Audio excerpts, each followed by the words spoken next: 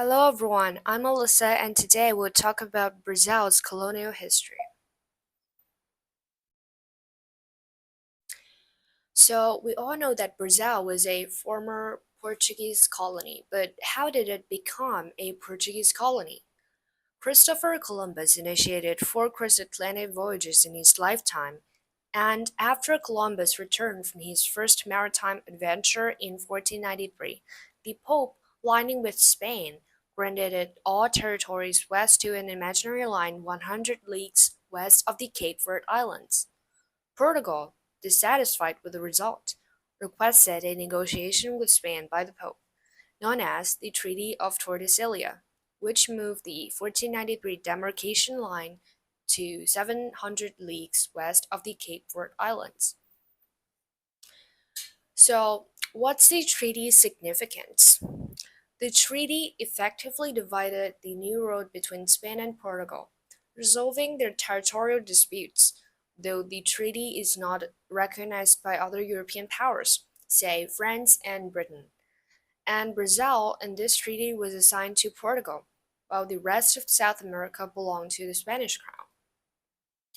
And now let's talk about the details of the Portuguese governance. Here's a timeline. So, first, Brazil experienced a French incursion. While Portugal has recognized Brazil as its colony, the authority did not pay much attention to the territory due to its current focus on the exploitation of African and Asian colonies. So, France, meanwhile, decided to establish a permanent colony in Brazil. In 1555, France sent troops to take possession of the harbor of Rio de Janeiro, which the Portuguese unexplicably neglected to defend. And the governor general of the Portuguese Brazil at that time forced the French garrison into surrender and subsequently established the city of Rio de Janeiro in 1567. And the unlucky Brazil territory then experienced a Dutch incursion because from 1580 to 1640, Portugal was united with Spain, and the Netherlands, an enemy of Spain, attacked Portuguese Brazil. The Dutch West India Company, namely, dispatched a fleet and controlled Pernambuco for 25 years, and the Brazilians defeated and expelled the Dutch without Portuguese aid in 1655, a feat that sparked Brazilian nationalistic sentiments. And finally, the last point in Portuguese ruling is the westward expansion. Despite the Treaty of Tordesillas, which limited Portuguese colonization to the east, Brazilians kept expanding westward.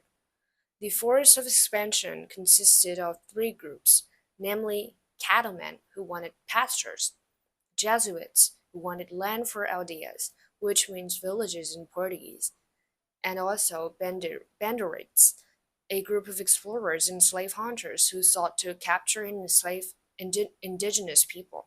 Their expeditions are called boundaries.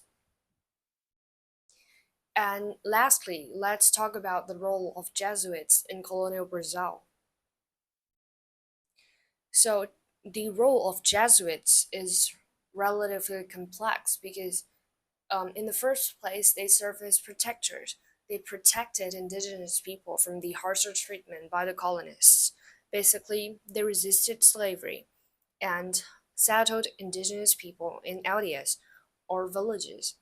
They also established schools to promote literacy and teach European farming techniques to the indigenous people. But while the Jesuits were initially invited to convert indigenous people to Christianity, their relationship with the authority later got strained because they operated with relative autonomy from the Portuguese crown due to the papal privilege, and they quickly amassed wealth, often using indigenous power through sugar and cotton plantations. They also expelled the so because of the reasons above, they were expelled in the mid 18th century by Marquis of Pombal, a reformist governor. And the complex role of Jesuits is also manifested in its complex cultural influence. They created a standardized version of Tupi, the most widely spoken indigenous language, which fostered effective communication between peoples. However, some argued that Jesuits indoctrinated the indigenous people with European values, eroding their cultural traditions. And lastly, the most exciting moment, the independence of Brazil. So, in 1807, Napoleon attacked Portugal, an ally of Britain.